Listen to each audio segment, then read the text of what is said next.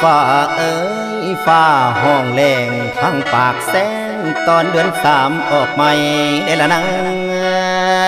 งเมื่อบัดนี้อายมายืนเด่มทางถ้าผู้สาวน้อฟังสายสิมาพายแม่นบ่เห็นเดละนางโอ้ยน้อโอ้ยน้อโอ้ยละนาง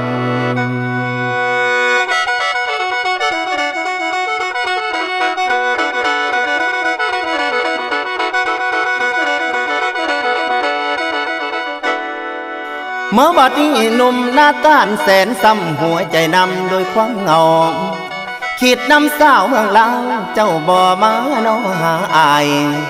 คอยคนสวยแต่ตอนเศร้าไปจนสายบายโคตรคำนกคำเอ๋ยยืนท่าเธออยู่ท่านำจนยิ้มย่ำกะบ่มา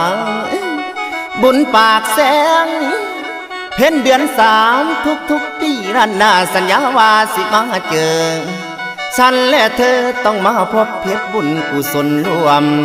ถึงเวลาต้องมาควมลำโขงต้องมาใส่วัดปากแสงบ่นัดไว้ปีนี้ผัดบ่มีเกิดอีหยังน้อมือนี่ผู้สาวพี่ไปทางใดคุณแล้วสาวผู้ดีทางเปลี่ยนไก่เจ้าสั่งไล่ลืมความมองงานทุกปีเคยมีเจ้าตามเป็นเฮาเว้านังพี่อันนี้สาวแล้วเอ้ยเสียงเสียมสีทั้งตักบาทและญาตินำตีห้องพ้องปล่อยป่าบัด5 ปีนี้น่าคือฝ่าพาลงกังใจเด้น้องแนมทางได้บ่เห็นเธอบ่ได้เจอแม่คนโกมอ้ายแทบโซยเสลมไปตามลมหนาวพัดผ่าน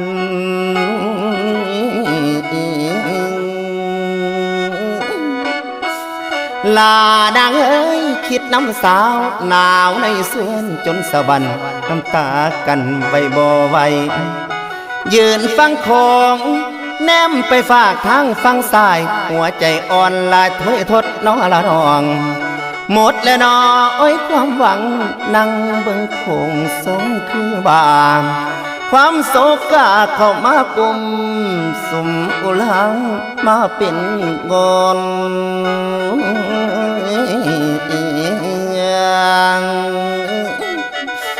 อันนี้สาวเล่าเอ้ยในมาโนนักโอนตนยักตูนน้ำให้เท้าตายยังเฮ็ดใจบ่ได้ให้วางปล่อยแล้วถอยหนีพุ่นแล้ว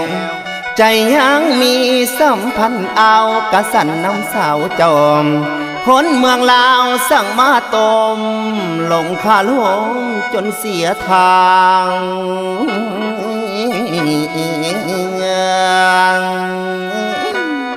ลานางเอ้ยเสียน้ำตาย้อนหักเจ้าเสื้อความเมาย้อนหักนาง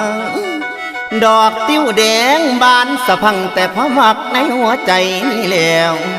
กับสลายลอยเลือนสิเปลี่ยนไปบอกคงที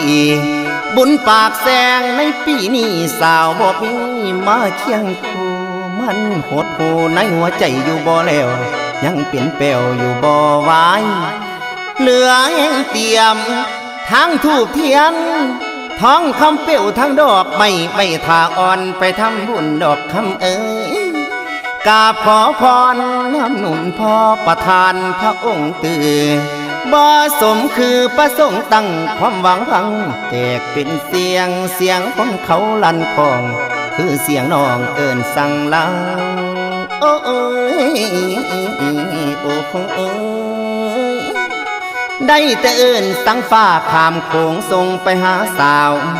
ฝากลมหนาวโซยพัดลัดคงไปลงเจ้าผู้สาวลาวสั่งลืมอายมีแนวใดคือปิดอายบ่ให้ข้าวหรือมีเบาข้างบ้านมาขอมันสิแต่งดอง หรือว่าทางแม่น้องบ่ให้ห่วมคนเด่นไก่สันบ่